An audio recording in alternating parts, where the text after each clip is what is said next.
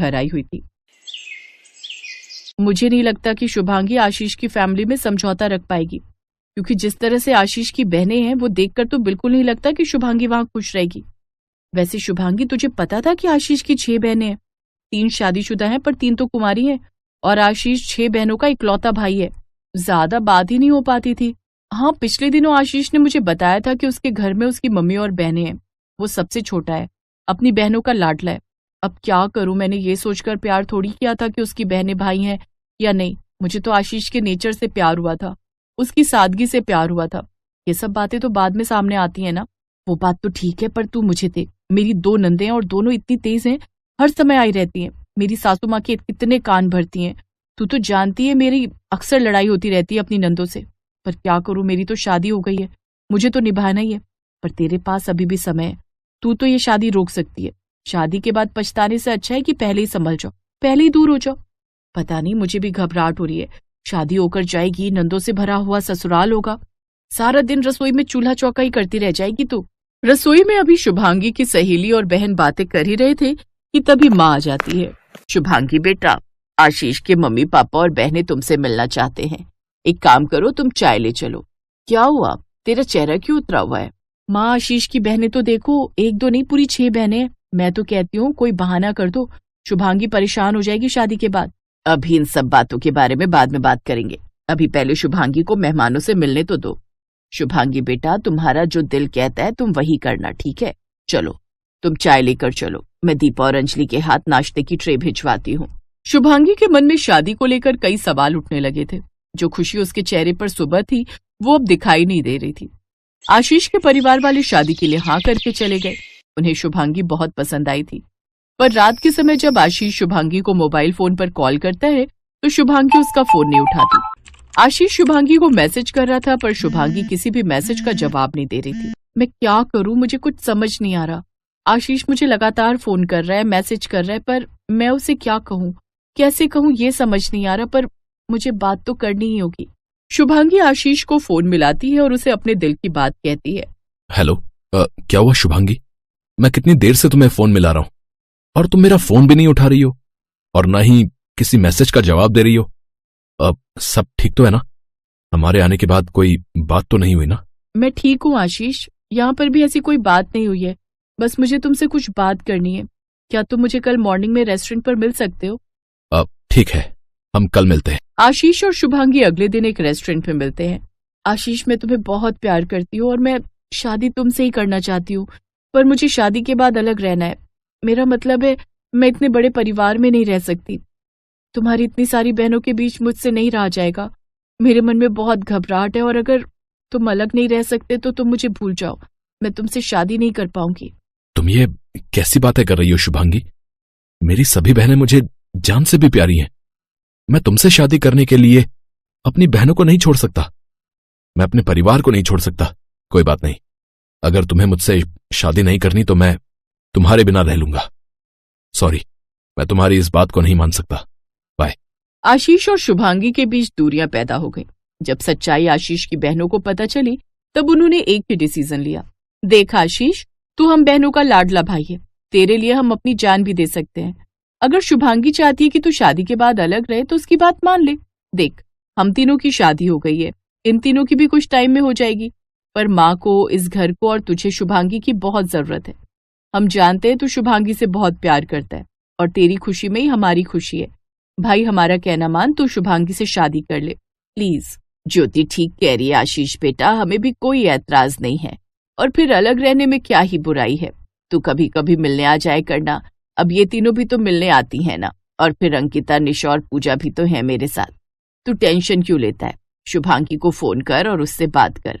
आशीष ने अपनी माँ और बहनों के कहने पर शुभांगी से बात की और फिर सबकी रजामंदी से आशीष और शुभांगी की शादी हो जाती है। आशीष अपने लिए घर ढूंढ रहा था। अगले कुछ दिनों में जैसे ही घर मिलता, आशीष और शुभांगी अलग रहने जाने वाले थे। पर नई नई शादी के उन कुछ दिनों में शुभांगी ने महसूस किया कि नंदों को लेकर जो डर उसके मन में बिठाया गया था वैसा तो कुछ भी नहीं था। शुभांगी, वो मैं और बाकी सबने मिलकर तुम्हारे और आशीष के लिए हनीमून पैकेज बुक किया है। हम सबका मन है कि तुम और आशीष आउट ऑफ इंडिया घूमने जाओ, और जगह भी तुम्हारी पसंद की है। हमें आशीष ने पहले ही बता दिया था कि तुम्हें यूरोप जाना है, हमने इसीलिए यूरोप की टिकट बुक की है। पर ये तो 2 महीने का ट्रिप है दीदी। भाभी, हम सब ने यही सोचा है कि आप 2 महीने बिल्कुल एंजॉय करो और यहाँ की बिल्कुल भी चिंता मत करना भैया, हम माँ की पूरी देखभाल करेंगे। आप दोनों अपना हनीमून बढ़िया से एंजॉय करो। और हाँ भाभी, हम सब आपके लिए कुछ गिफ्ट्स भी लाए थे, वो भी आप देख लेना। और आपकी पसंद का क्या क्या है वो भी बता देना। फिर तो आप दूसरे घर में रहने चले जाओगे तो पता नहीं हम आपके लिए इतना कुछ कर पाए। हमारी एक ही भाभी है और हम सभी नंदे चाहती हैं कि हमारी भाभी के चेहरे पर हमेशा मुस्कान रहे और हमारी भाभी का चेहरा हमेशा खिलखिलाता रहे। अपनी नंदों का इतना प्यार देखकर शुभांगी की आंखों में आंसू आ जाते हैं। शुभांगी और आशीष 2 महीने के लिए हनीमून पर चले जाते हैं। वापस लौटने के बाद शुभांगी अपना विचार बदल देती है। आशीष जी, मुझे अलग घर में नहीं रहना। मैं अपने इतने भरे पूरे हंसते खेलते परिवार से अलग नहीं रह सकती। मैं दूसरे घर में अकेली क्या करूंगी? मेरा तो आप सबके बिना मन ही नहीं लगेगा। मैं कहीं नहीं जाऊंगी, मैं आप सबके साथ रहूंगी इसी घर में, अपनी सासू माँ और अपनी प्यारी प्यारी नंदों के साथ।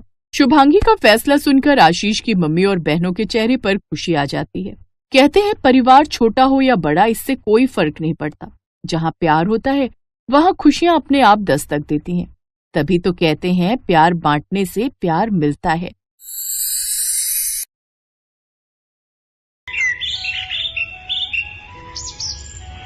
दो दिन बाद सोनिया की शादी थी, पर वो अपनी शादी को लेकर बहुत घबराई हुई थी। भाभी, मुझे तो बहुत घबराहट हो रही है। मैं शादी के बाद सब कुछ कैसे संभाल पाऊंगी? आपने तो यहाँ आकर सब कुछ मैनेज कर लिया। सोनिया, ऐसी कोई बात नहीं है। तुम भी अपने ससुराल में बहुत अच्छे से सब कुछ संभाल लोगी, मैं ये बात अच्छे से जानती हूँ। और फिर मैंने तो इसीलिए अच्छे से मैनेज कर लिया क्योंकि यहाँ पर तुम सब बहुत अच्छे हो, मुझे अच्छे से समझते हो। सबने मुझे बहुत सपोर्ट किया और जहाँ तक मैं जानती हूँ तुम्हारे ससुराल में सब अच्छे ही होंगे। और आलोक जी का नेचर तो बहुत अच्छा है, तुम भी सबके दिलों में अपने लिए जगह जरूर बना लोगी। थैंक यू भाभी, थैंक यू सो मच। मेरी गुड़िया रानी कितनी जल्दी बड़ी हो गई, जैसे कल की ही बात हो। आंगन में इधर उधर खेलती दौड़ती भागती हुई, कभी इधर छुप जाती थी, कभी उधर छुप जाती थी। मेरी बच्ची कब बड़ी हो गई पता ही नहीं चला। कल मेरी बच्ची अपने ससुराल चली जाएगी। माँ, आपके आंसू निकले तो फिर मुझे भी रोना आ जाएगा।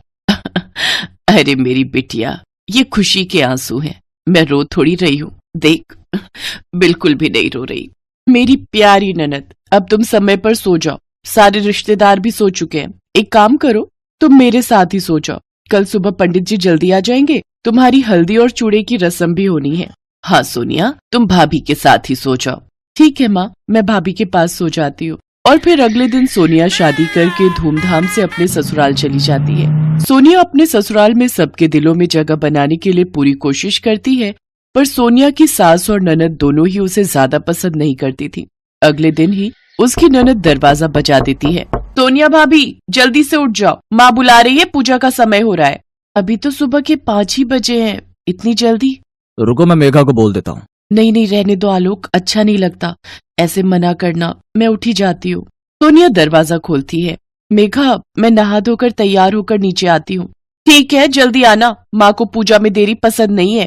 सोनिया नहा धोकर तैयार होती है और फटाफट से पूजा में पहुँचती है।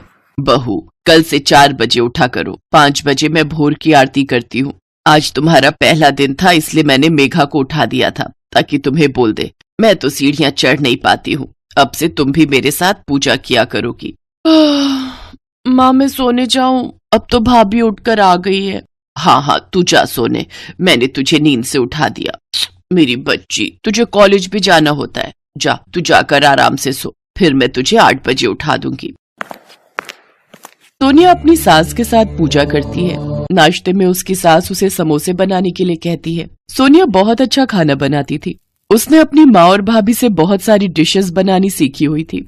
बहू, समोसे में मिर्ची बड़ी तेज कर दी और थोड़े तले भी सही नहीं है, थोड़े कच्चे रह गए। थोड़ा धीमी आंच पर तलती तो और कुरकुरे बनते। खैर, अभी तो धीरे धीरे तुम इस घर के रहन सहन और खान पान को समझ ही जाओगी। मम्मी, मैं लेट हो रही हूँ, मैं कॉलेज जाती हूँ। ठीक है बेटा, टाइम से घर आ जाना। मम्मी, आप भूल गए हो, आज मेरी फ्रेंड का बर्थडे है, मुझे आने में लेट हो जाएगा। अच्छा अच्छा, मैं तो भूल ही गई। ठीक है, तो फिर फोन कर देना। मेघा कॉलेज चली जाती है। सोनिया रसोई में बर्तन रखकर कमरे में आ जाती है। सोनिया, मैं जानता हूँ समोसे बिल्कुल ठीक बने थे। तुम्हें किसी को भी कुछ प्रूफ करने की जरूरत नहीं है। माँ और मेघा धीरे धीरे तुम्हारे साथ एडजस्ट कर पाएंगी। मैं उनके नेचर को जानता हूँ। कोई बात नहीं आलोक, मैं भी तो फिर धीरे धीरे ही सबके नेचर को पहचानूंगी ना। पर मैं पूरी कोशिश करूंगी कि मैं धीरे धीरे सबको समझने लगूं और सब मुझे समझने लगे। पर सोनिया जितनी भी कोशिश कर रही थी, उस कोशिश का उसकी सास और ननद पर कोई असर नहीं हुआ। सोनिया की शादी को 1 महीना हो गया था। वो जब भी आलोक को घूमने के लिए कहती तो उसकी सास कोई न कोई बहाना करके उनके हनीमून को टाल रही थी। सोनिया ने इस बात को भी दिल से नहीं लगाया। वो फिर भी सबकी इज्जत करती, सबकी देखभाल करती, सबका पूरा ख्याल रखती। जो भी गुण अच्छी बहू में होने चाहिए वो सब सोनिया में पूरी तरह से थे। वो अपने आप को एक अच्छी बहू साबित करने की कोशिश में लगी हुई थी। पर एक दिन तो हद ही हो गई। सोनिया पड़ोस में रहने वाले एक लड़के से बातें कर रही थी।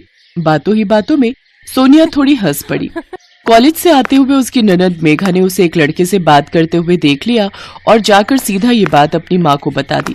माँ, लगता है भाभी में बिल्कुल भी तमीज नहीं है। पड़ोस में रहने वाला वो रघु है ना, उससे हंस हंस के बातें कर रही थी। तुम जानती हो ना रघु कैसे स्वभाव का है, पूरे मोहल्ले का बिगड़ा हुआ लड़का है। क्या बहू रघु से बात कर रही थी? अभी इसकी खबर लेती हूँ। सोनिया अब तक अपनी ननद की सारी बात सुन चुकी थी। अब सोनिया की सहनशीलता भी जवाब दे रही थी। क्या बात है बहू? ये हमारे घर की बहू के अच्छे संस्कार वाली बात नहीं है। तुम किसी गैर मर्द के साथ हंस हंस के बातें कर रही हो। पता है मोहल्ले में कितनी बदनामी हो जाएगी। कुछ तो समझा करो, तुम इस घर की नई नवेली बहू हो। बस माँ जी, बहुत हुआ। आप दोनों मेरा बहुत अपमान कर चुके हो। अरे वो पड़ोस में रहने वाला रघु, मैंने उससे बात क्या कर ली? आप तो मेरे ऊपर लांछन लगा रहे हो। आपको पता भी है रघु कौन है? वो बचपन में मेरे स्कूल में पढ़ता था। वो मेरी सहेली का बॉयफ्रेंड है, मेरी बेस्ट फ्रेंड श्वेता का। वो तो हम बचपन की किसी बात पर हंस पड़े थे। खैर, मैं आप दोनों को सफाई क्यों दे रही हूँ? मुझे यहाँ रहना ही नहीं है। मैं अपनी मम्मी के घर जा रही हूँ। आलोक आए तो आप उसे बता देना। सोनिया गुस्से में अपना पर्स उठाती है और अपनी मम्मी के घर आ जाती है। उसकी सास और ननद घबरा गए थे, क्योंकि आलोक के आने के बाद वो क्या ही जवाब देते कि उन्होंने ऐसी क्या गलती की जिसकी वजह से सोनिया घर छोड़कर चली गई। उधर सोनिया भी रोते हुए अपनी माँ और भाभी को सारी बात बताती है। भाभी, मैंने उस घर में आपकी तरह जगह बनाने की बहुत कोशिश की, पर नहीं। माँ जी और मेघा, उन दोनों ने मेरा अपमान किया, मेरे चरित्र पर उंगली उठाई। क्या आपको लगता है कि मुझे उस घर में रहना चाहिए, वापस जाना चाहिए? सोनिया, रो मत मेरी प्यारी ननद। मैं आलोक जी से बात करूंगी। तुम्हारे भैया और मैं दोनों मिलकर उनसे बात करने जाएंगे। बहू बिल्कुल ठीक कह रही है।